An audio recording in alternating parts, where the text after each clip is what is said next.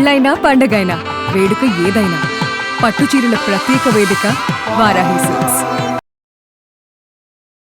Suman TV ప్రేక్షకులకు నమస్కారం.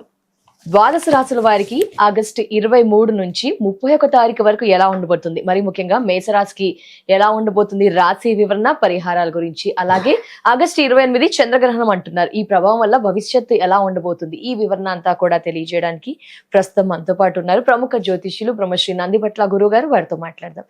గురువు గారు నమస్కారం. గురువు గారు, వాగర్థావివ సంపృక్తౌ వాగర్థ ప్రతిపత్తయే జగతః పితరౌ వందే పార్వతీ పరమేశ్వరౌ. ఆదిత్యాయ చ సోమాయ మంగళాయ బుధాయ చ గురుశుక్ర శనిభ్యశ్చ రాహవే కేతవే నమః. శృంగేరి జగద్గురు పీఠాధిపతులకి, కంచి పీఠాధిపతులకి నమస్కారములు తెలియజేసుకుంటూ కార్యక్రమాన్ని ప్రారంభిద్దాం. గురువు గారు, మరి మేష రాశి వారికి ఆగస్టు 23 నుంచి 31 తారీఖు వరకు ఎలా ఉండబోతుంది? గమనించుకున్నట్లయితే ఈ యొక్క మేషరాశిలో జన్మించినటువంటి వారికి గ్రహాలు మారాయి. ఈ కారణం చేత గత 2-3 నెలలుగా ఉద్యోగపరంగా, వ్యాపారపరంగా, వృత్తిపరంగా ఇబ్బందులు ఎదుర్కొనేటువంటి వాళ్ళకి మాత్రం చాలా శుభ ఫలితాలు అనేటువంటివి రాబోతున్నాయి. గత 2-3 నెలలుగా మనం చేస్తూ ఉన్నాం మేషరాశి వారికి. ఏం చెప్పారనంటే ఎప్పుడూ నెగిటివేనా ఈ రాశి వారికి అని. మరి ప్రధానంగా కొన్ని గ్రహాల స్థితిగతులు అనుకూలంగా లేనప్పుడు మనం చేపట్టే పనులు అనేటువంటివి అనుకూలంగా ఉండే, ఎక్కువ కష్టపడాల్సి వస్తుంది. నష్టం అంటే ఏదో మిన్ను విరిగి మీద పడినట్టు అని కాదు అక్కడ. అంటే నష్టం ఎలా ఉండబోతుంది, ఒక 100 రూపాయలు సంపాదించడానికి ఒక మామూలు రోజుల్లో, ఇప్పుడు మనం చెప్పుకోబోయే మంచి రోజులు వస్తున్నాయి కదా, ఒక గంట కష్టపడితే వచ్చేదానికి అంతకుముందు 2-3 నెలల కిందట 5-6 గంటలు కష్టపడితే 100 రూపాయలు రావు. అలాంటిది అనమాట. అంటే ఎక్కువ శ్రమ చేయాల్సినటువంటి పరిస్థితి. ఇప్పుడు గ్రహాలు అనుకూలిస్తున్నాయి. శ్రమకు తగ్గ ప్రతిఫలాన్ని ఈ మేషరాశి వారు పొందబోతున్నారు అని చెప్పవచ్చు. ఇక ఎందుకు అనంటే నిరుద్యోగస్తులకి ఉద్యోగం లభించే అవకాశం ఉంటుంది. చక్కగా అర్హతకి తగ్గ ఉద్యోగం లభిస్తుంది. ఇక ఆల్రెడీ ఉద్యోగం చేస్తున్న వాళ్ళు, ప్రమోషన్ కోసం ఎదురు చూసేవాళ్ళు, లేదా వేరే సంస్థల్లోకి ఎదురు చూసేటువంటి వాళ్ళకి చక్కగా అనుకూలం ఉంటుంది. వృత్తి వ్యాపారాలు కూడా చాలా చక్కగా ఉంటుంది. ముఖ్యంగా గవర్నమెంట్ కాంట్రాక్ట్స్ చేసేటువంటి వాళ్ళు, సెంట్రల్ కావచ్చు, స్టేట్ కావచ్చు, వాళ్ళ బిల్స్ పాస్ అవుతాయి, రావాల్సినటువంటి పైకం వస్తుంది. కొత్త టెండర్లు వేసుకునే అవకాశాలు కూడా చక్కగా ఉంటుంది. ఏదైనా ప్రభుత్వపరమైనటువంటి లబ్ధి చక్కగా ఉంటుందని చెప్పవచ్చు. ఇక ప్రధానంగా గమనించుకున్నట్లయితే మిగతా ఇప్పుడు అంతా బాగుందంటున్నారు, మరి చాలా మందికి ఇబ్బందులు కూడా ఉంటాయి కదా అని అంటే వాస్తవం. ఎందుకనంటే అర్ధాష్టమ గురు ప్రభావము ఇది కాస్త ఇబ్బంది పెడుతుందమ్మా. అంటే ఏంటి, దైవ బలము తక్కువగా ఉంది. ఏం చేయాలి అప్పుడు? ఇప్పుడు మనం ఒక వస్తువు కొనడానికి పోతాం, 1000 రూపాయలు ఖర్చు, 900 రూపాయలు మన చేతిలో ఉంటుంది. లేనప్పుడు 100 రూపాయలు అప్పు చేస్తాం కదా. దైవ బలం లేనప్పుడు ఏం చేయాలి? దైవానుగ్రహాన్ని పొందే ప్రయత్నం చేయాలి. తప్పేమి కాదు కదా. ఎవరి మతంలో వాళ్ళ దైవాన్ని ఎక్కువగా ఆరాధన చేస్తే ఆ అర్ధాష్టమ గురు దోషం ఏదైతే ఉందో ఆ దోష ప్రభావం తగ్గుతుంది. చేసే ప్రయత్నంలో చక్కగా అనుకూలమైనటువంటి స్థితి ఉంటుంది. ముఖ్యంగా శుక్రగ్రహ సంచారము చాలా అనుకూలంగా లేదు ఇప్పుడు. శుక్రగ్రహ సంచారము వీక్షించేటువంటి మేషరాశిలో ఉన్నటువంటి గమనించాలి. శుక్రగ్రహ సంచారం అనుకూలంగా లేదు కాబట్టి ప్రేమికుల మధ్య పొరపచ్చాలు, దంపతుల మధ్య పొరపచ్చాలు, వ్యాపార భాగస్వాముల మధ్య పొరపచ్చాలు వచ్చే అవకాశం ఉంటుంది. ఇది ఒకటి. విలువైన వస్తువులు, ఆభరణాలు కోల్పోయే అవకాశం ఉంటుంది. ముఖ్యంగా అనుకున్న దానికంటే ఎక్కువగా విందులు వినోదాలకి, మొహమాటానికి పోయి ఎక్కువగా ఖర్చులు పెట్టాల్సిన అవకాశం ఉంటుంది. మరీ ముఖ్యంగా స్త్రీలు కూడా సాటి స్త్రీలతో, పురుషులు కూడా స్త్రీలతో వాగ్వివాదాలు పెట్టుకోకూడదు. ఈ 23 నుంచి 31 తారీఖు వరకు ఇది సంబంధించినటువంటిది ప్రధానంగా. అయితే ఇక్కడ మనకు చెప్పబడినటువంటిది ఏంటంటే బుద్ధి ఆలోచనతో చేసే వృత్తి వ్యాపారం, అంటే ఫైనాన్స్ రంగం కావచ్చు, స్టాక్స్ లో పెట్టుబడి కావచ్చు, స్పెక్యులేషన్స్ కావచ్చు, సాఫ్ట్వేర్ రంగం, ప్లానింగ్ తో చేసేటువంటిది ఆలోచనతో, అటువంటి వాళ్ళకి చాలా చక్కగా ఉంటుంది. ఫైనాన్స్ రంగంలో వాళ్ళు కూడా చాలా చక్కగా ఉంటుంది. ఏదైతే ఆలోచన చేసి పెట్టుబడులు పెడతారో వాటికి తగ్గ లాభాలు కూడా ఈ యొక్క మేషరాశిలో జన్మించినటువంటి వారికి ఉండబోతుందని చెప్పవచ్చు.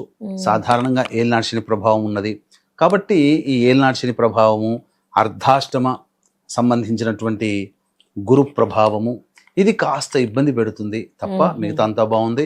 ముఖ్యంగా ఈ రాశి అధిపతి అయినటువంటి కుజ సంచారం చాలా అనుకూలంగా ఉన్నటువంటి కారణం చేత ఇప్పటి వరకు ధైర్యం చేయలేక నిర్ణయాలు తీసుకోలేకపోతారు.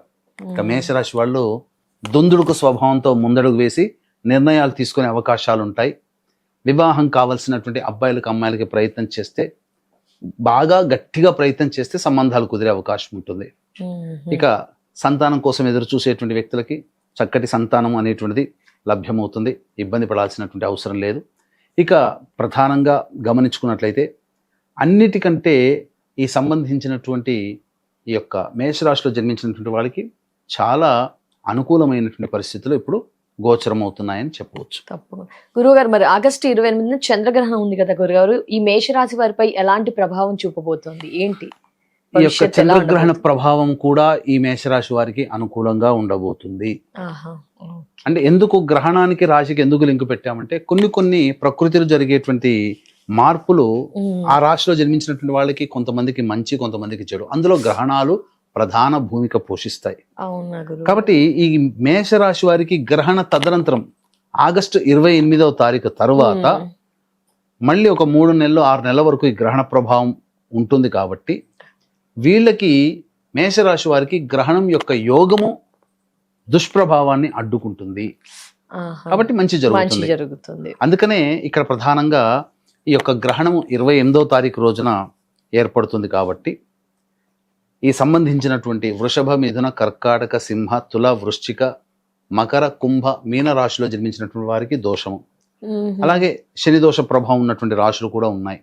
దీన్ని దృష్టిలో పెట్టుకుని గ్రహణ దోష నివారణ పూజలు, హోమాలు అనేటువంటి జరిపించడం జరుగుతుంది. 28వ తారీఖు సాయంకాలం 6 గంటలకి కార్యక్రమం ఈ 28వ తారీఖు 6 గంటల లోపల గోత్రనామాలు నమోదు చేసుకోవచ్చు. 7 గంటలకి కార్యక్రమం ప్రారంభమవుతుంది. ఇది అరుణాచల క్షేత్రంలో చేస్తున్నాం. గ్రహణ సందర్భంగా అరుణాచల క్షేత్రంలో ఈ కార్యక్రమం జరిపించడం జరుగుతుంది. అవకాశం ఉన్నటువంటి వాళ్ళు స్క్రీన్ పై కనిపిస్తున్న ఎవరైనా గోత్రనామాలు నమోదు చేసుకోవచ్చు. స్క్రీన్ పై కనిపిస్తున్న నెంబర్కి 28వ తారీఖు సాయంకాలం 7 గంటల లోపల నమోదు చేసుకోవచ్చు. తప్పకుండా గురువుగారు, మరి మేషరాశి వారికి ఆగస్టు 23 నుంచి 31 వరకు ఆదాయ, వ్యయ, మానసిక స్థితి ఎలా ఉండబోతుంది గురువుగారు? 23, 24 ఈ తేదీలలో మాత్రం తండ్రి గారి ఆరోగ్యం పట్ల శ్రద్ధ వహించాలి. సంతానం మూలకంగా ఖర్చులు, సమస్యలు పెరుగుతాయి. సంతానంతో విభేదాలు పెట్టుకోకూడదు.